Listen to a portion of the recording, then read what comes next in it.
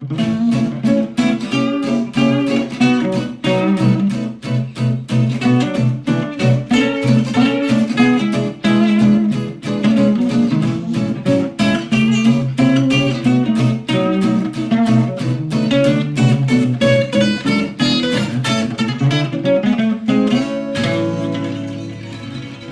so today I'm going to be talking to Shaun Baxter.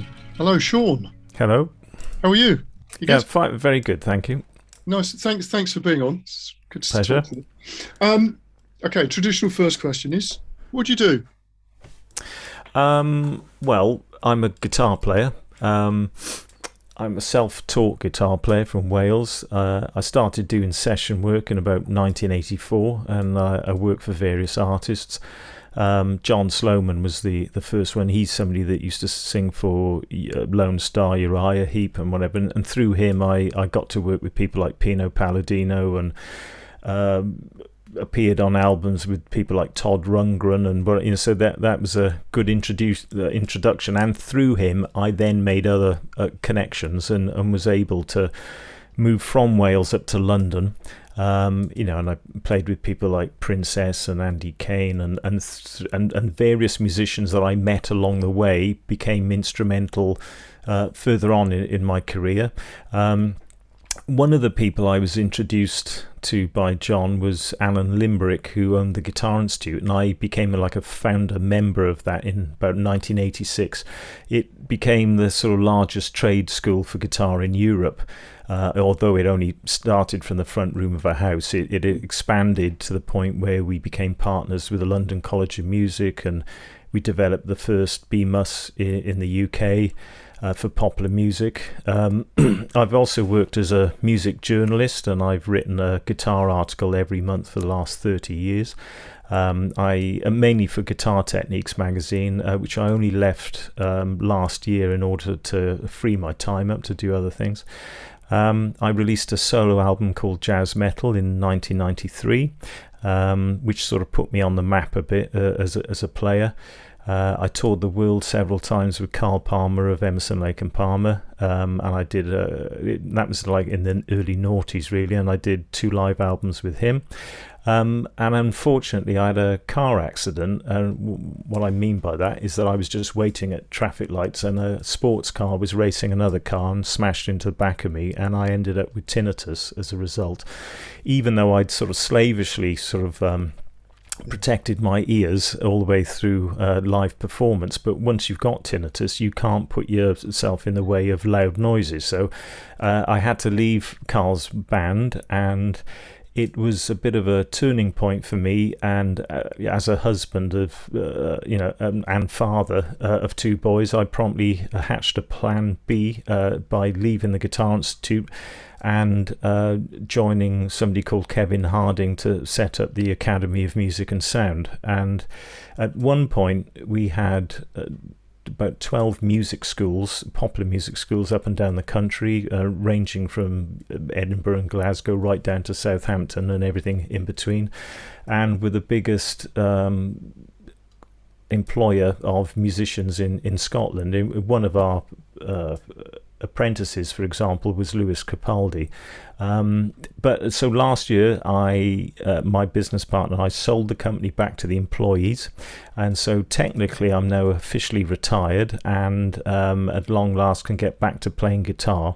And my initial focus at this time is to get the thousands of lessons that I've got in sort of either hidden on my computer somewhere or in hard copy in tons of folders behind me, out there in some form. I don't want my 2 boys in 25 years time coming in and chucking it all on a bonfire and it never happening. So so that's my initial goal, but and it is massively time consuming, I have to say. But I also want to get back to composing and recording, because being creative is the thing that I enjoy most, really. Yeah, great. Well, that's a great sort of potted history of what you've done. I mean, it's amazing, amazing amount of things, incredible. So the interesting thing, when did you get involved? When did you get interested, I should say, in music? What's your earliest sort of recollections. Was it the guitar that sort of fired you up? It is. I was more interested in sport, and I'm as a late starter with guitar. I didn't start till I was about 16. And I was mainly interested in, I just did everything. I was captain of the football teams, and same with rugby. I used to play tennis, a high jump for Wales. I even recently have continued, although I'm not that good. I'm a sort of I play for my town and county squash, but I even represented Wales a few years ago in the over 55s in squash, but that's only because nobody else wanted to do it, I think.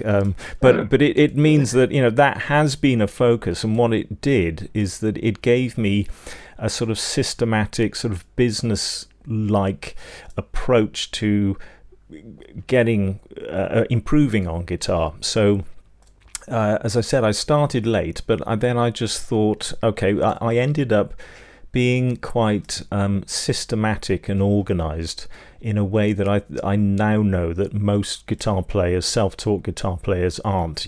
I didn't sit there playing my favorite songs or anything like that. It was a case of analyzing where I had physical problems and prescribing exercises to rectify those problems, etc., etc., and always would pick up the guitar to learn something new and improve something that I was where I had a weakness, rather than just aimlessly indulge. And it's only when I then started teaching I realised that that wasn't typical of how people approached it. But what it did, because I was organised and I used to document everything, used to write everything out and push it around and herd it into sort of distinct categories. That helped me when I then started teaching, because I was organised and I had it all laid out, and what I did with students is basically go through with them what I had done for myself, really, and that's effectively is always what I've done. I've never asked students to do something I haven't done myself. That's really interesting. There's been a couple of interviews that I've done with people who, like yourself, not only they were good athletes, as well as being great musicians, and that and when I was growing up, I had theory lessons with a concert pianist. And he was telling me about John Lobb, who was one of the, John Lobb. He was John Lobb. He was talking about John Lill, I think his name was, who was a concert pianist. But this guy was also a chess grandmaster. It's like, to put the two together is sort of really strange. And it's always fascinated me when you get somebody who's not only just incredibly good at, one thing, they're also either a good athlete or they're a good artist, like, Joni Mitchell's a good example. And there is something, I think, like you pointed out, that you were saying about your ability to organize yourself and become very sort of methodical. And strategic, yes, that is part of sport, really. You have to analyze what's going on. Especially with squash. As I said, I'm not that good at it really, but I'm keen. But it is referred to as chess on legs, really, where you have to be aware tactically what's going on and be able to exploit weaknesses and things like that. And that sort of awareness. It I think then fed into my ability to work as a businessman later on as well, because it's the same thing, and there is an element of competition in business, and you have to fight to survive, and that's it. I'm also got the classic qualification of being an art school dropout as well, because I did fine art but I didn't do my final year, so so I've got that badge on my arm as well, and I think that is something that has also influenced the way that I approach sort of things creatively. I'm very visually orientated, which I now realize, well, through teaching, I realize that there are various learning styles, be they auditory or visual or kinesthetic or whatever. But it's quite interesting that, people like Alan Holdsworth, who was a big influence on me, used to talk about seeing the notes on the neck and imagining his eyes sort of darting around and trying to follow what he was doing with his fingers and that sort.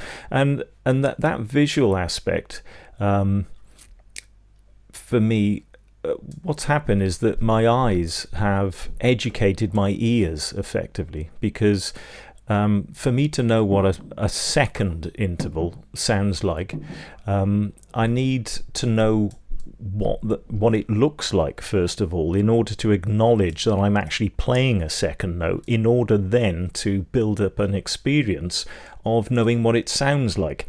So every time I pass through that note, I acknowledge that's a second note, and I can hear it, and I then after a while sense what it sounds like. And so, as I said, my eyes have educated my ears. And I also need, as a safety net, I need to know where I'm going. I need to see where I'm going. I know there are players that play purely by ear and seem to know where to put their hands, virtue of what they're hearing in their head, but that has never worked for me. And I also think that there are disadvantages to that approach. I think the first one is that you can only respond when you're led by your ear. You can't anticipate. So if I'm looking at a chart and it says B7 altered on the chart, I know what to play, and I can actually play it early before the chord appears, whereas somebody that relies on their ear is going to have to hear the chord first. That's one thing. The other thing is that, by using music theory to place notes on the guitar neck that I know are at my disposal, I often then end up playing things that surprise me and playing things that I don't hear in my head. And if I've heard it in my head, it's probably because I've heard somebody else play it before anyway. So what it does, it presents me with new material. Yeah, that's really good. I studied NLP, so I've used that in my sort of teaching. And you in the days when the RGT used to have their annual sort of conference. Mm-hmm. So we'd go up to London College of Music, and there'd also be sort of seminars and all the rest of it. And I used to do them about what you're saying about learning strategies to do with sensory things from NLP. Like, if somebody's a kinesthetic player, they tend to feel stuff. Yeah. And other people who see things. And I would do this, little experiment where I would bring a pupil up with me and then get them to play, and then change the modality that they're working from to see how they change their playing. Yes, I see. And one of them was this particular guy became a really, really good player, was very auditory. So I detuned his guitar. I put it into another tuning, didn't tell him what it was, and gave him the guitar, and then put a backing track on. And within moments, he was on it. I mean, moments, seconds, he was on it. Wow. So, and it really sort of surprised people, because that was that side of it. But of course, if he was no good at visual learning. Mm-hmm. So he had lots of problems even reading tablature. I see, yeah. So it was really so much more, once you understand that and you know what your strengths are, like you're saying about the visual thing, and how that works. And of course, the guitar sort of lends itself to that, because it's very pattern orientated, isn't it? The way that it operates. It's a perfect transposing instrument, especially if you didn't have that irritating sort of refraction zone between the G and the B string. But Yeah. I'll get back to that bit in a second. But just in response to what you just said about these different aspects and about somebody who come at it more from feel, I although I'm a visual sort of visually orientated more than I am by my ear. The ear obviously has to play a part because it's music, and therefore what's happened is that the visual template is giving me the ability to make educated guesswork, whereby I know I want to go up, I want to go down, I want to play this bit. But the prime goal is to play with expression. And really, you shouldn't be using a scale or a technique if you can't use it as a vehicle for expression, because it's useless to you if you can't, because that's the whole point. Yeah, even in the the realms, the pure realms of NLP, where some of the things that it's used for, obviously things like sports coaching, going back to the thing about sport. It's not like you've just got one modality that you're using. I mean, that's it's not like that. You have a primary one that seems to be the one that really pushes the buttons, but all the other ones play. They work in tandem with it. So, like you're saying, that you can visualize something, and that in turn enables you to hear it, particularly later on when you operate, over a period of time. That comes on board, sort of noticeably comes on board, because one of the problems with stuff like that, and this has happened also in just general education, is you get this sort of tick box thing about making sure there's a visual thing and an auditory thing, but without any understanding of how that operates. But at least it's better than what it was, which is somebody writing on a blackboard or something, and that's it. Yes, it's something in education you have to take into account in terms of diversification in the classroom. But I think ultimately, it has to be remembered that music is to be responded to on a visceral level, really. And so however you get there, you mustn't lose sight of the fact that what you're trying to do is evoke emotion, some emotional response. That's not to say that somebody, has to cry or anything like that. It could be an invigorating response, or the response to want to get up and dance or whatever, but to actually respond in some way by using what ultimately is just rhythm and pitch, really, which is pretty incredible that it evokes that response in people. But that's what you're trying to do, and it's important not to lose sight of that. And because of that, I think that I think transcribing is an important part. It certainly has been for me as developing as a musician. But what I've tried to do is confine my analysis to those things that have made me respond as a listener on a visceral level, rather than feeling obliged to play a whole song or a whole solo. I just cherry pick my way through my listening experiences, and therefore, ideally, my musical palette, if you like, when I come to improvising, is composed of all those moments that have made me respond as a listener, and I do try to extol the virtues of that in my students. Really, that's a really good point, actually, because I think this is a bit of a theme, actually, in the podcast about different players. This idea that a lot of education stuff gets this.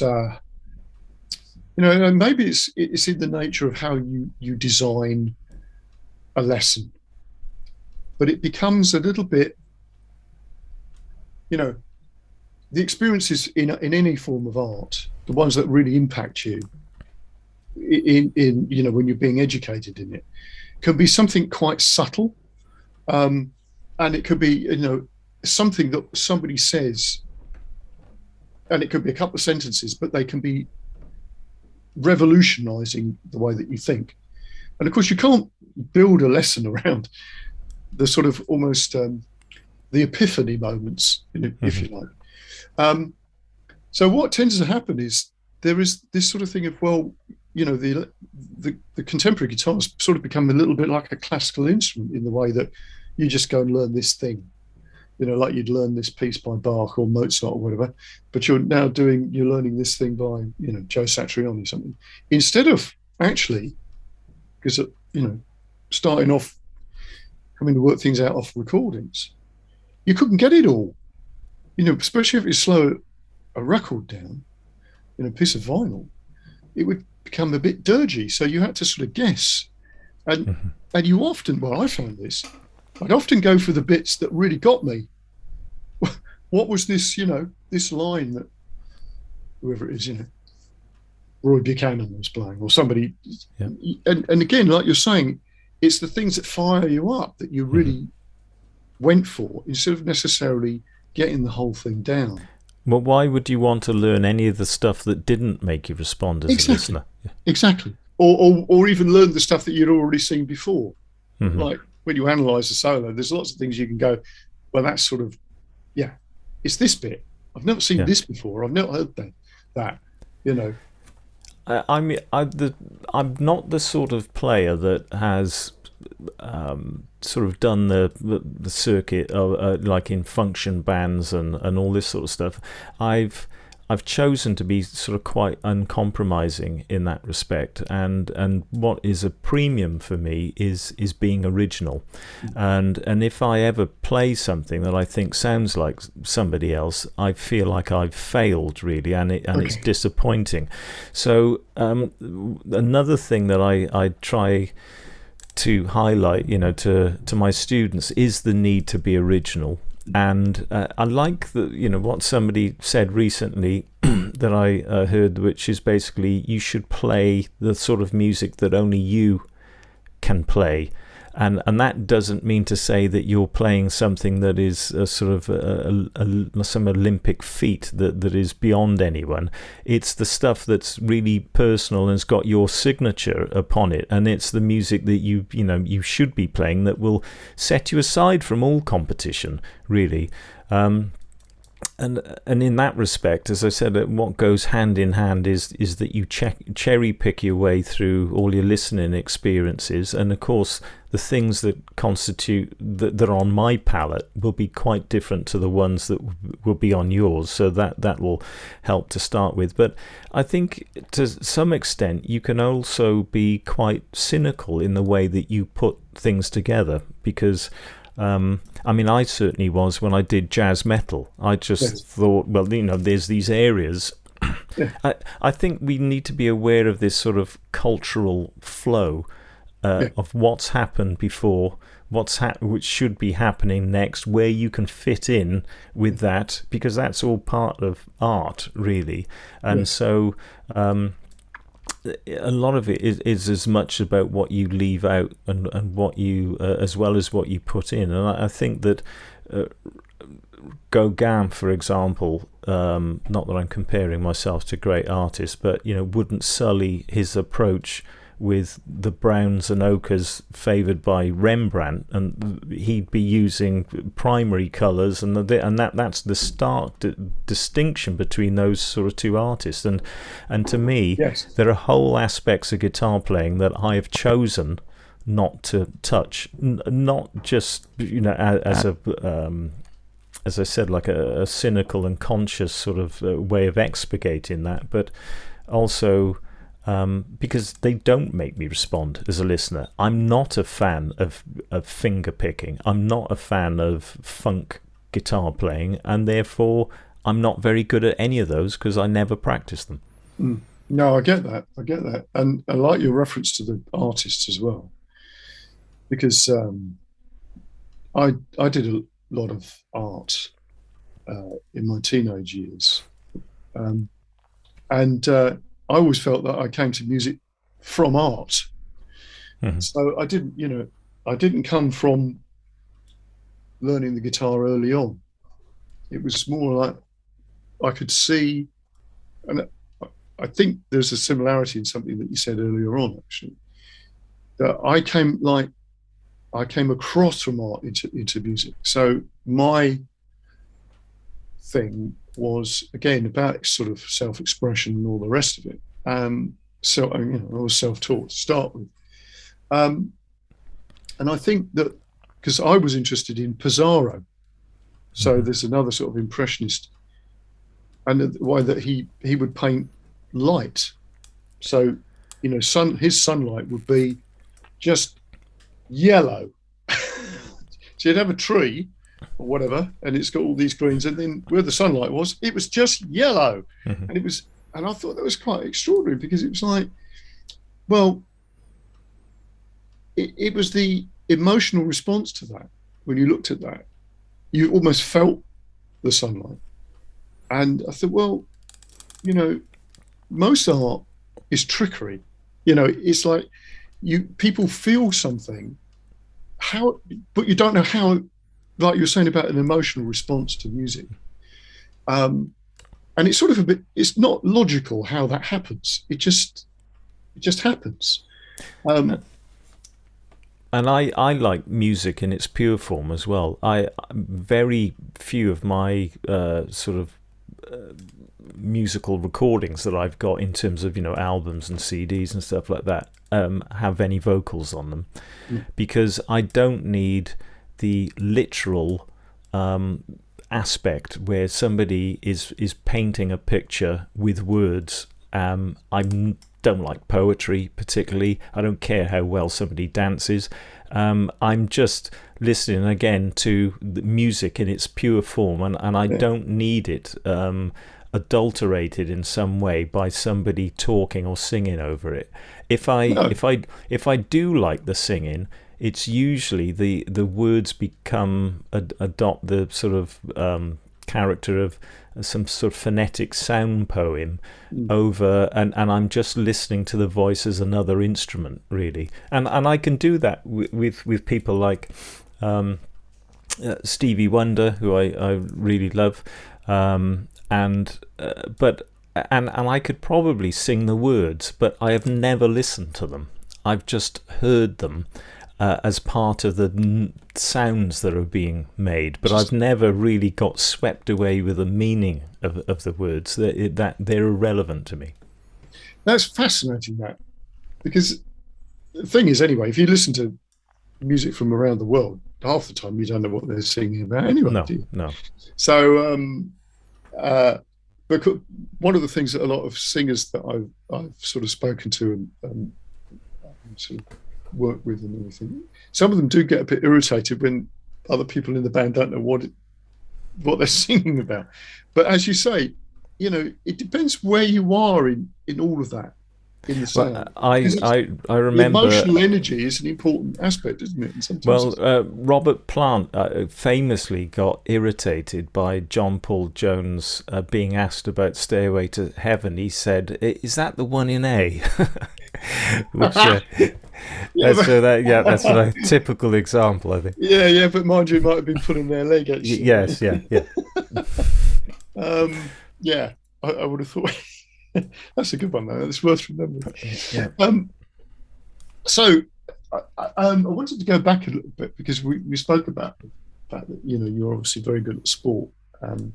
What was the thing that triggered you into the thing about playing the guitar? Because you didn't say. Yes, for some reason. This has become an incredibly long-winded answer to your first question, because you did ask why the affinity to guitar, and for some reason, and this would have been late 70s really, when I heard the guitar, it just registered with me as a sound, really sort of jumped out. Yeah. I had a couple of friends in school when I was back in Wales that did have electric guitars, and I was fascinated by, you know, if I'd go around their house and they'd play it with distortion and delay and stuff, and sometimes they would just leave the room and let me noodle around. God knows, it must sound like a zoo burning down, really, but you know, I was enjoying myself at least, and then one of them, they needed a bass player in their little band, and he wrote out like a walking bass line for me, and I dutifully, between that maths lesson when he just wrote it out and just handed it to me across the desk, and the rehearsal, which is the following week, I bought a bass guitar and a little amp, and I'd learnt that bit, and they were pretty amazed how quickly I got it together. And excuse me, one thing led to another, and I think I moved from Penarth to Chepstow for my A levels, and then there was a band, and I'd sort of graduated onto six string. Then couldn't really play it that well. Joined a band where there was another guitar player who could play much better than me, but I progressed really quickly until he sort of left the band. I was sort of left on my own, and but the main thing is that for some reason the electric guitar, and thing is, it's the vocal aspect of it. It's soloing. That's been the benchmark and the main cornerstone of what it is that I like.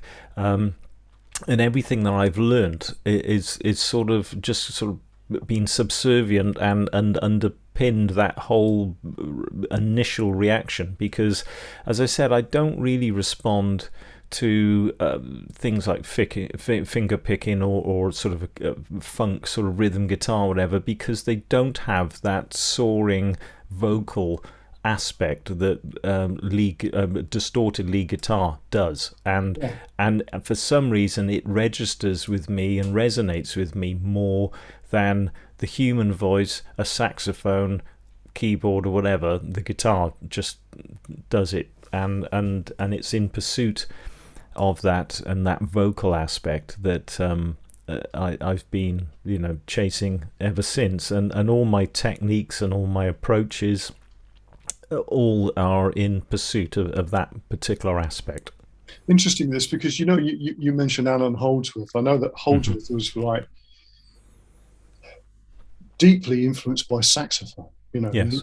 His thing was that we couldn't afford a horn, so Yeah. I got a guitar. Mm-hmm. And he's not the only one of those sort of players that the saxophone is the big driver, like you're saying about the vocal aspect. Yeah. And in a way, there is something in that, isn't there, about the electric guitar being, especially when it's sort of really going for it. It's got that sort of overdriven sound and everything. That that's the sort of nearest. It's the saxophone and the human voice. Yeah, but there's another aspect, in as much that, well, there's another two that spring to mind. One is that I think, obviously, to avoid sounding derivative as a guitar player, it is often good to listen to vocals or saxophonist or whatever. The other aspect I've just forgotten, but it will come back to me. No, you're absolutely right about that, because otherwise you end up sounding like somebody else, don't you? Whereas, of course, if you start listening to Lester Young or Charlie Parker or whatever, you're going to there'll be those sort of lines, but the point is, you don't have to sit, as you were saying, you don't have to sit and learn the whole solo or something. You just have to go in and be inspired by something that's happening in the playing. Yes, and the other point I was going to make was that nobody criticised Michael Brecker for being a terrible rhythm player or his ability with chords, because you can't play it on the instrument. No, so just because I can on guitar, for me to devote a lot of time doing all the things that I feel I'm obliged to do on guitar because it can be done on guitar would be to betray the whole reason that I'm playing guitar, and that is to play single note vocal guitar solos. Yeah, interesting. That's a really good point. So I don't feel guilty about that. No, don't. So you're saying about this band you had where you became the sole guitar player. Yeah. When did you when did you get to the sort of point where you started to think, actually, I'm quite good at this? Or somebody turned around and went, Shaun, that's mind blowing.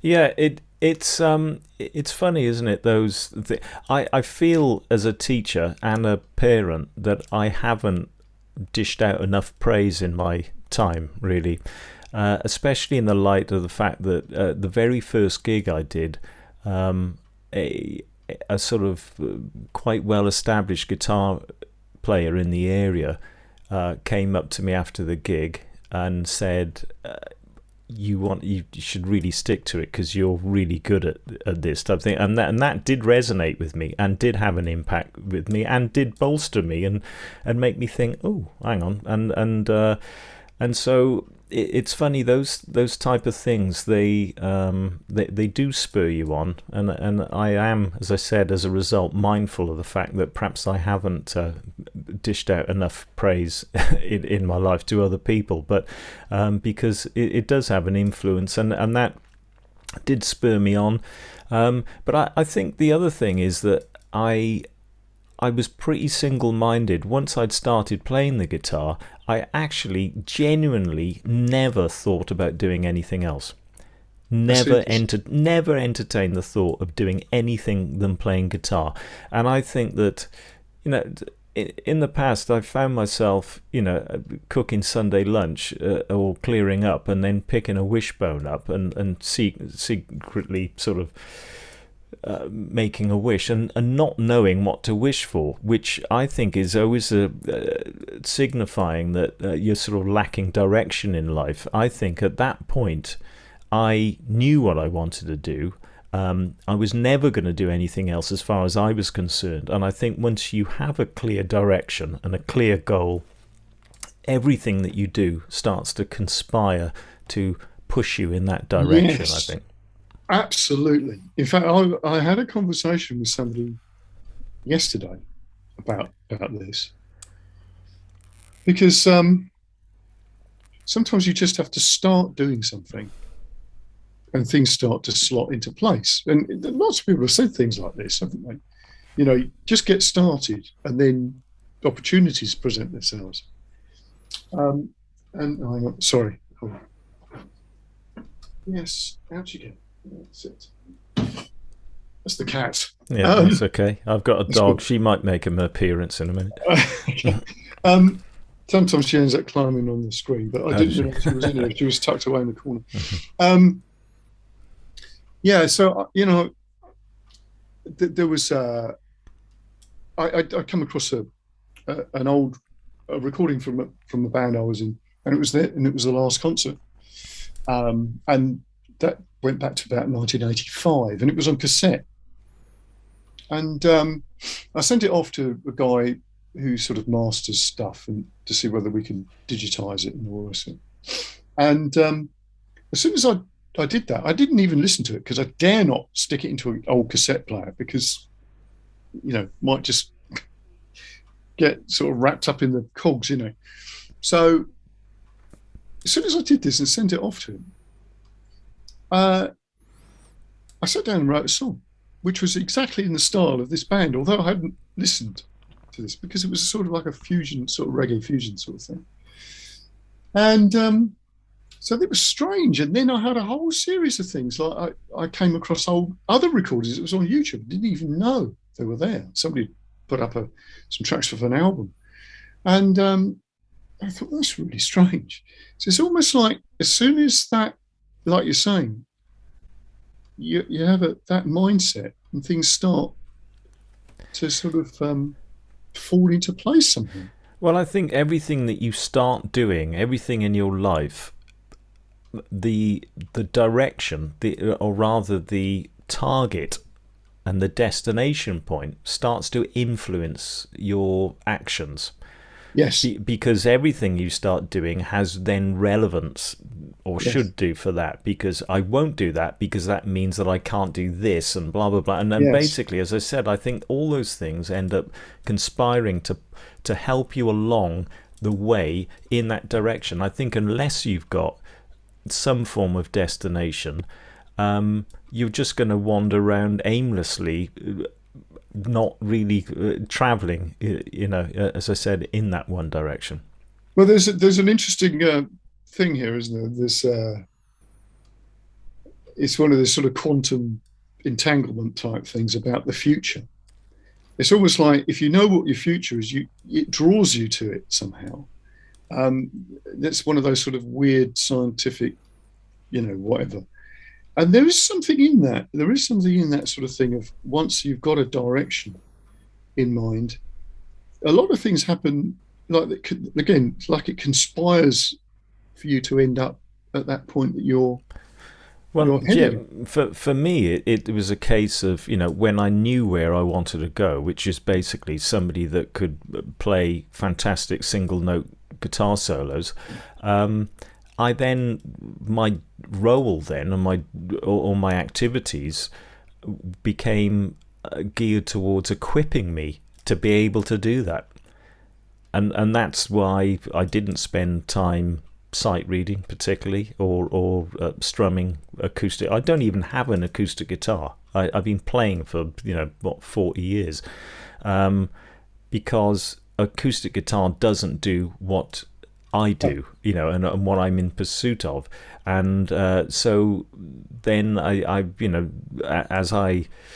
that idea of me as a guitar player and a finished product started to crystallize over the years. It's because I started, as I said, equipping myself with everything that I felt I need, and I'm still doing that to a certain extent. I'm revisiting and blowing the cobwebs off things because I've been distracted, for the last 20 years probably with the Academy of Music and Sound. But I am part of selling it to the employees is to move on and get back to playing guitar, which everyone knows me as a guitar player, and after a while you can start feeling like a musical charlatan when you're not practicing and your guitar's sort of just gathering dust. So now I've still got that aim to be the travel further down that road, and you never get to the destination. You just get further down the road, and you've got to remember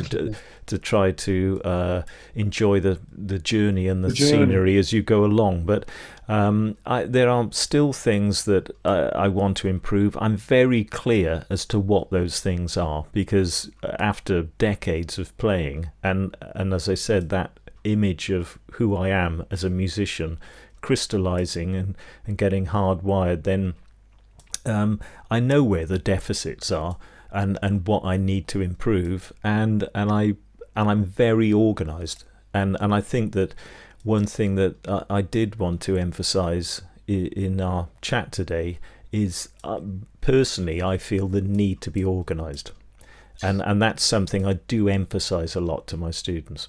Yeah. So something that I was talking to John Wheatcroft, and John was saying that when he met you, the thing that really struck him was the depth of what you knew. How deeply you'd gone into a particular thing, which obviously you've already explained, that how you approached the playing. And the fact that impressed him, to the point that that is what he needed to do. He needed that sort of depth of knowledge that you did. So when you started doing the, you started getting involved in, was it Guitar Tech? You said? Yeah. Well, the Guitar Institute. Yeah, it was yeah. So presumably, you were saying you had a lot of material, that because that's the way that you worked, and that might have been quite an interesting point from the other teachers, actually, because I work with a lot of teachers, and some of them, it's all in their head. There's nothing written out. Well, I would meet other teachers like Ian Scott, who basically went from the UK to MI in America in the 80s and studied as a fellow student of people like Frank Gambale or whatever, and then came back and then taught at the Guitar Institute a few years after I'd started. And he always used to tell me that, he said, you're not normal, don't you, Shaun? That is, that's not what people do. And I had, when I started, I had everything sort of categorized in books, and also I would serially go through my materials. I mean, in those days, pre-computer, it did involve a sort of a pair of scissors and some Pritt stick and cutting stuff out and herding it around the floor and then sticking it all back in again a bit. But what I was trying to do was compile. I used to have repertoire that I was building and trying to shuffle into some alphabetical order. And what I mean by that is that I'd have I'd have a Dorian book, and I used the cage system, and therefore I had repertoire in each one of the 5 cage shapes, and the repertoire would start as it was written down on the page from the lines that started from the highest note in that scale shape, followed by those that started from the second highest note, etc. And if there were 2 lines that started from the highest note, then I would look at the second note in those lines to see which one was highest in order to put those into some form of alphabetical order. Now, the way that this helped me is that, well, in tons of ways, it means it prepared me for a certainty, and that is that at some point I'm going to be on stage with my hand at a particular point on the neck, looking slack-jawed down at it with a G7 behind me, and I've got to play something. And therefore, I need to be able to have pretty instant access to vocabulary. And that, to me, is what study is. It's preparing for that situation to give you as many useful things to draw upon as possible. Sometimes they are things that are set in stone. Other times they're just forms that you can learn to interpret, and that's part of practicing them, is to take a series of events, which could be a line that is a 16th note line, but really you should learn to interpret it in like a myriad of different ways, rather than it's better to have sort of 5 great lines that you can interpret in an infinite amount of ways, rather than having 5,000 lines that are cast in stone, because when you're improvising, you can't mentally scroll through this list hoping to pull one off the shelf that's going to work for you. It's obviously, you need to be more adaptable than that. But the main thing is that I generally work with sort of 3 different gear ratios, if you like. I'd have slow ideas, medium-paced ideas, and faster ones. The faster ones sometimes were just like shapes that I was able to just sort of flash up and down, really, and I'd work at different exit points and things like that, and how to blend it with the other ideas that I've also got in that shape or neighbouring it. And the mid-paced ones, I often find is the aspect of playing that people, certainly guitar players, overlook the most, whereby they're playing, if you were to say what should constitute a well-balanced guitar solo, slow, medium or fast, they'd probably say that 60-70% of it should be medium, and then 15% fast and 15% slow. But a lot of guitar players don't play like that. They play the slow, ear-catching stuff that somebody like Steve Vai might play, like a dive bomb or a sort of pinched harmonic, and then they play sort of fast tapping stuff if they're a rock player. But that middle ground, which you'll either be playing probably 8th note triplets or 16th notes, in other words, a triplet or duple sort of time ideas, is often neglected, and often can be the technically most challenging, because your timing and everything is under more scrutiny than rather than just sort of playing something really so fast that no one can sort of pin it down. So I've as I said, I've been so organized to the point that I've, over the years, have prepared myself for being put on the spot so that I can I can draw upon things. And what's happened is that as I end up with 1,000 ideas in one shape, I then serially go through the materials to reduce it down to a fine stock and extract the top 5% of it. And I'll put the other 95% of it on a shelf somewhere, but it means that I'm exercising some sort of quality control as I'm going along. I'm continuing to be organized. That means that my practice might involve, because it's organized, I can sort of turn my back to the page and try and remember all those lines, because there is a system. I go from that top note and try to remember the two lines that start from that. I go from the second note, etc. And it probably sounds horribly inconsistent with most people's, certainly non-musicians, ideas of what improvisation is. But I don't think that an improviser, a great improviser, is visualizing an alpine forest at springtime when they see a No, major seventh chord.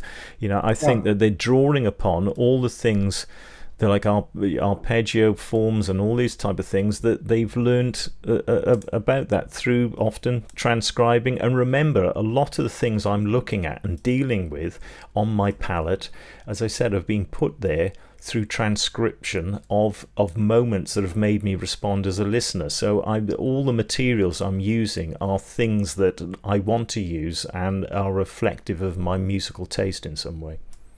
I was in I met a guy who was sort of coaching a band, um, sort of, this is quite a few years ago now.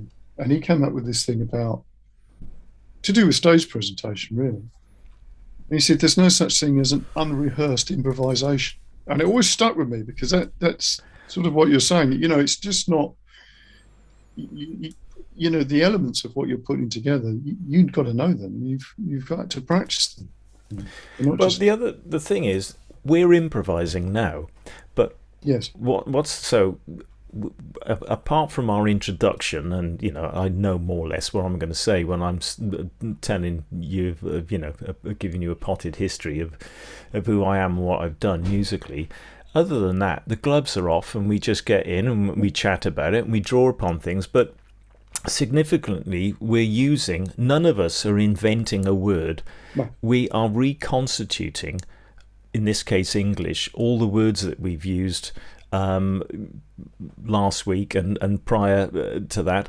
And I think that to reduce a scale or playing down to purely knowing where the notes of the scale are is a bit like having the Greek alphabet in front of you and you're supposed to converse in Greek by frantically trying to clip it all together.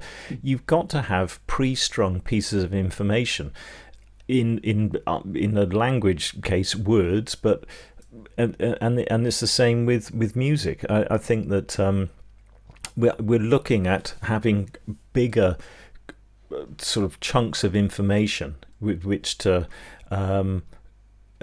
imply. I've experienced this with only last week. So teaching somebody that when a piece sped up, got completely disorientated because he had just these notes just sort of racing in front of his eyes and that's because he was looking at every note as it happens. When we read words on a page, we're just recognizing shapes of words and it's exactly the same. You have to, after a while, look at destination points in music and looking at things on a macro level rather than a micro one, or you'll just be limited and never really be able to get off the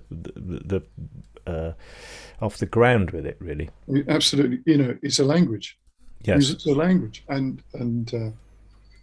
this is why when people say, they're not musical and everything, well, you think, well, actually, you can speak a language. So for a start, Yeah. All those intonations and inflections and you know dynamics that you use in language. That's the same thing. If you understand that that's how a language will work for within music, and then you get different dialects within certain things. There's certain things you might say in jazz you wouldn't put in, you wouldn't say in rock music, and vice versa. Just in the same way that in certain environments you wouldn't say certain things, would you? Yeah, and I think that's interesting as well, because I've often referred to, if you look at somebody like Van Halen, for example. I interviewed Eddie Van Halen, and he was quite aware of his limitations. But he said, "Look, I'm in a band with my brother. I just learn the guitar solos in my hut on the hill in Beverly Hills and whatever, and then we go out and we gig it." But he said, I've got guys from like the Tonight Show, because everyone knows who Van Halen is, asking him to go and jam with him, and he's terrified, or he was terrified.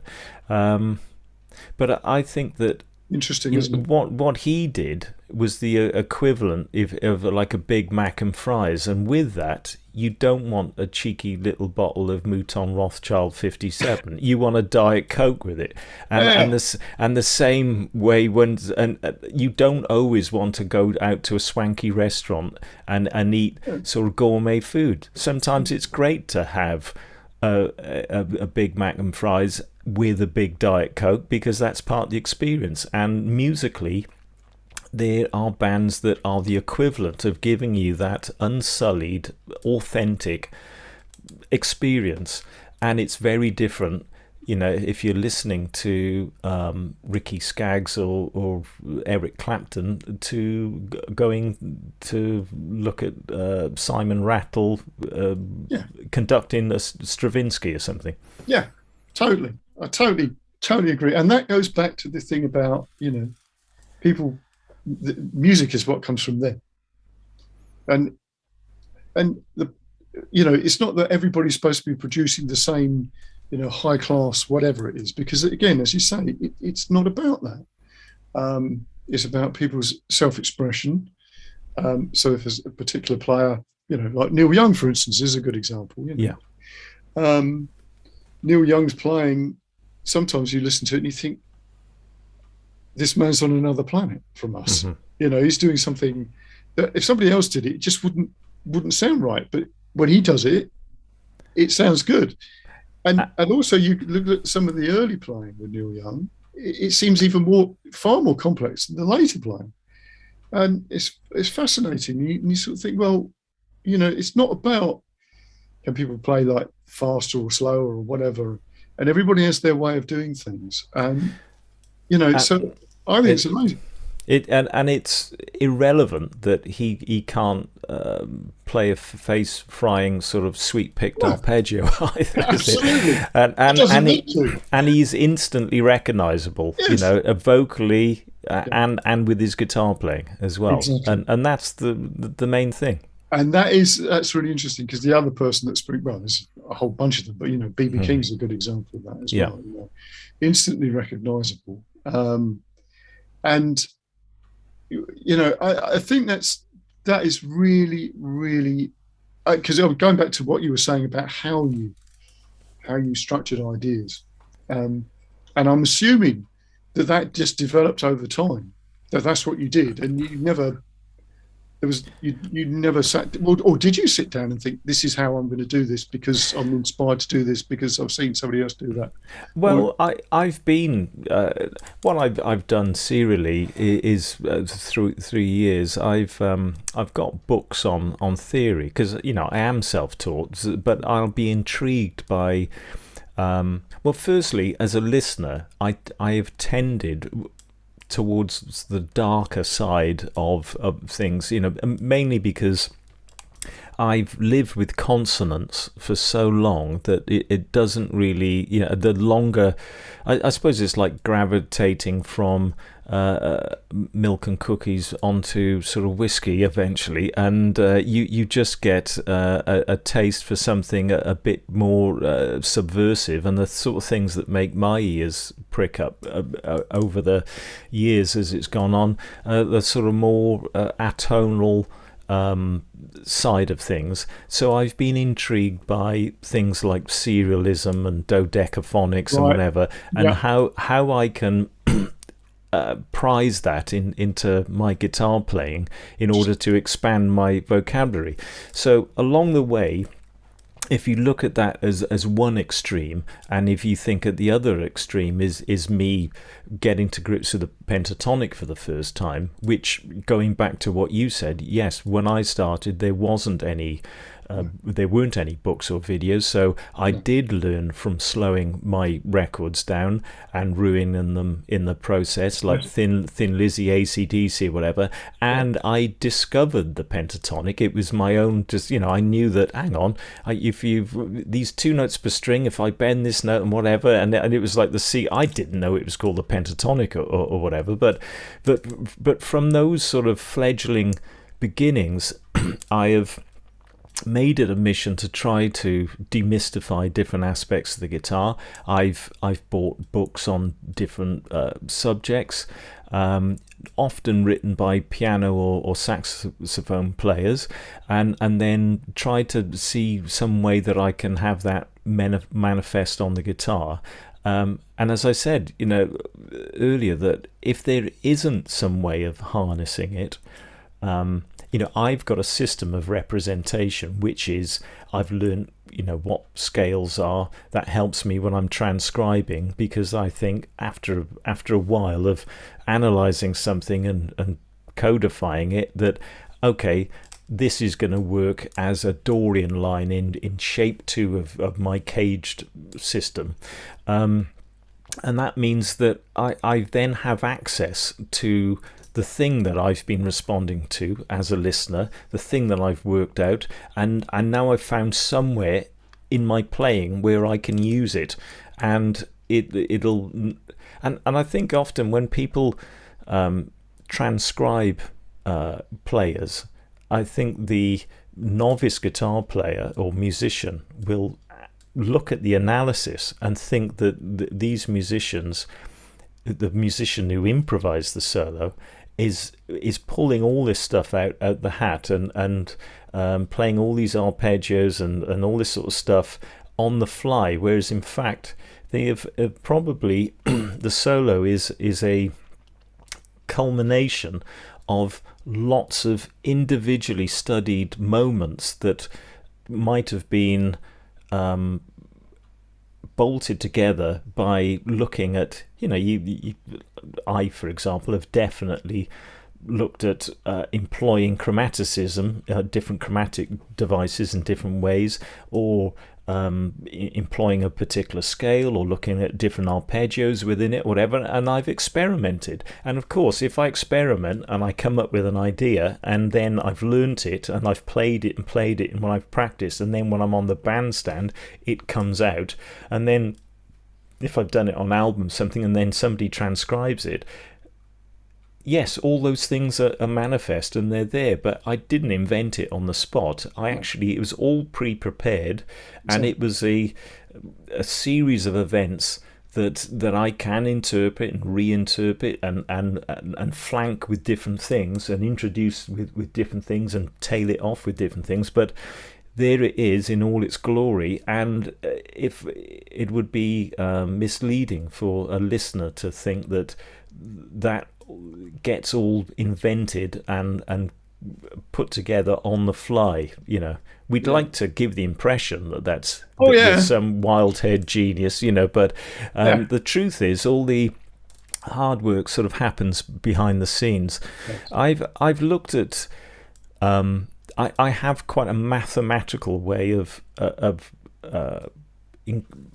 sort of expanding materials. So if I look at a guide tone in a 2-5-1, and this guide tone goes down in semitones, and I can sort of it goes from the fifth of the 2 chord to the flat 9 of the 5 chord to the fifth of the 1 chord, and I can start using that as what Martin Taylor refers to as a handrail that you can cling on to while you're playing through the changes.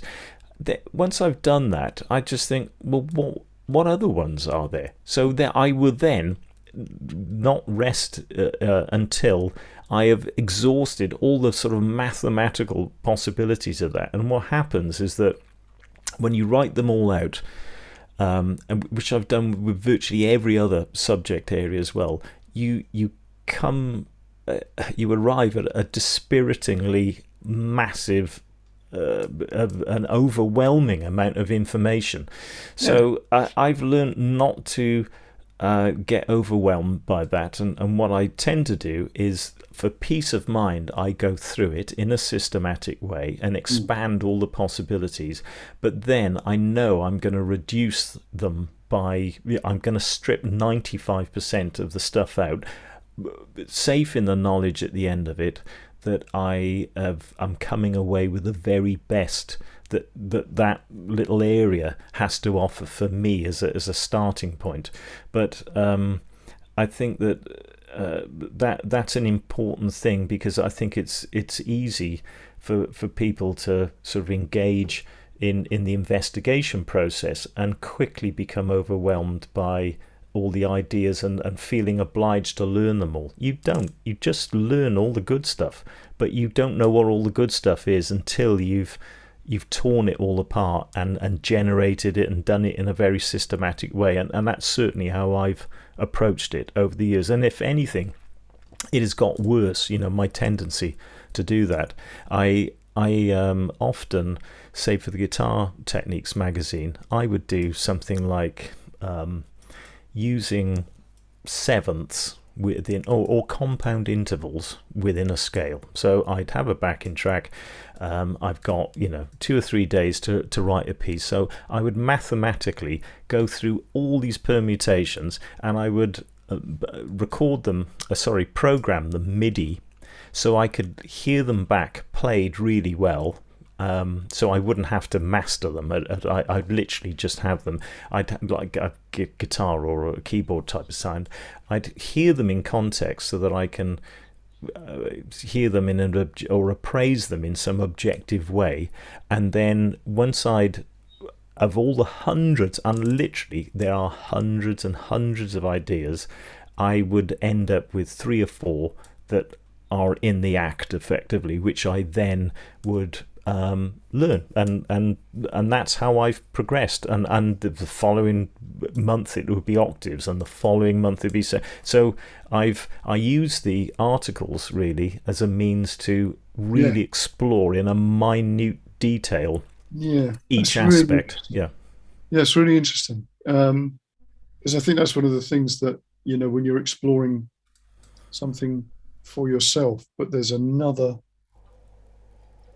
spin-off there, and obviously this happens a lot with teaching, doesn't it? Because you can teach something to like you're saying about writing an article, you teach something to somebody that you're actually working on yourself, and because it's a concept, that can be taken at different levels. Yes, somebody can come in and get to grips with that idea, but you're exploring that just in another, on another league, really. So, and I think that's always fascinated me about teaching guitar compared to maybe, what must be like for somebody who's teaching classical violin or something, where they're playing, it's the piece, and it's that piece that the student's doing. It's odd because that would drive me up the wall, I must say. I know, and I watched an interview, or it was like a documentary on Pablo Casals, I think, the sort of cello sort of thing, and he was teaching a student, and it's all about narrative in classical music. I mean, this student obviously wasn't playing it the way that he wanted, and his way of conveying how it should be played was, you are riding through the forest and all this sort of, Well, that is yeah. fascinating because I've got there's another example of this with Daniel Barenboim, and it was after it was a masterclass tour of China, and it was after the Cultural Revolution had sort of blown over and all this sort of stuff, and how these kids could actually play these pieces, considering that all the pianos had been chopped up for firewood and all the rest of it was going on in the Cultural Revolution. But Barenboim was teaching this piece by Beethoven, and this lad sat down and played this thing, and he went, "No, you see that part there? Can you just play this bit there? Play that bit." And he went, and he tried to just show this lad, and it's all going through an interpreter, right? Yeah. And he went, and then he said, "The birds are on the lake, and they're going to take off, and they're going and they flap their wings, and then right." And he got the guy to play again, and he went, "That's it. That's it." Same thing. That it's not about we're playing semiquavers or whatever, or it doesn't matter. It's about the what sits behind the music, the emotional, or the visionary stuff, and all the rest of it. I think that's absolutely spot on, definitely. But it's odd that they're looking at basically the music is coming initially from without, isn't it? As opposed from within, because they're often very good readers, and they're looking at established repertoire that they're learning to interpret and trying to internalize it in order to imbue expression with it. But because I've been dealing mainly with improvisation, the everything is traveling in the opposite direction, where basically the kernel of this seed is within, and I'm trying to then sort of get it out. But the same, with that narrative sort of way of conveying the intention as well, that it goes full circle to what we said originally, which is that however you get to it, what you're trying to do is imbue some and instill some expressive or emotional response in the listener. Certainly. Brilliant. Okay, Shaun, well, we've been talking for over an hour, mate. It was really fascinating. I knew it would be anyway. But I'll put some stuff on the show notes for people so they can find out more about your stuff, because you were talking about trying to catalogue all this work that you've. Yeah, I've got several publishers that have basically offered to print anything that I do, which is very nice of them. They're often like sort of ex-students that sort of know me and know about me and have gone on into the industry, into publishing and stuff. And so I'm knocking on or pushing on an open door there. So it's really just down to me. And I suppose that what I need to do now is not get distracted with some compulsion to make sure that everything is ready before I go to a publisher. Right, just get it out there. Just get something out and then work on that. So that's a bit of discipline on my behalf. But I'm sort of a bit like a weightlifter circling the bar, throwing chalk around at the moment. But at some point, I'm gonna have to grip it and lift it above my head. So, I'm getting there. Yeah. Yeah. Best of luck with all that. It's great, and thanks ever so much for your time. It's great. Pleasure. Great, yeah, enjoyed it. Thanks. And good. I'm glad you did. I did thoroughly. So okay. We'll see you again. Yeah, and you. Yeah. What incredible depth that Shaun goes into in all of his work. That was amazing. For anybody who's sort of got the Guitar Techniques magazine, say Shaun's written for the magazine for years and years. But yeah, and obviously check out all the stuff that's on the show notes. But that was a great chat, brilliant. So, check out the show notes for the Patreon stuff, which is, songwriting, guitar lessons, NLP, creative thinking, and all the rest. Stuff about blues camp. So we've got a couple of spaces left for this year, and for Ikoro. So I'm still doing the charity walk. There's a couple of podcasts coming up where I'm actually walking and deliberating or something. So yeah, check all those things out, and until next time, see you then. Cheers, bye.